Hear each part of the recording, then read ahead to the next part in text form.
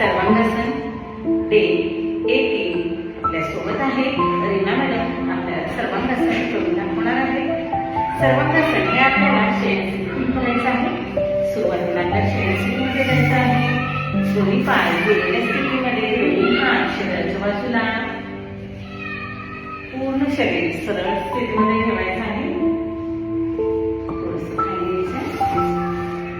सावकाश आपल्याला श्वास घेत दोन्ही पाय गुडघ्यामध्ये न वाकवता कमरेतून जास्तीत जास्त वरच्या दिशेने ताण घ्यायचा आहे.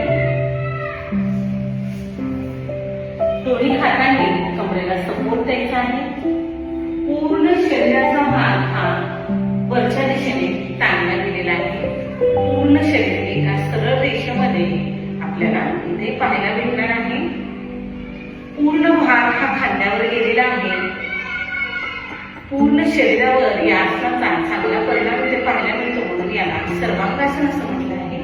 सावकाश आपल्याला श्वास सोडत कमरेचा एक मणका खाली टेकवत आपल्याला कंबर खाली टेकवायची आहे आणि सावकाश श्वास सोडत आपल्याला दोन्ही पाय व्यवस्थित टाकून ठेवायचे आहे. या आसनामुळे आपल्या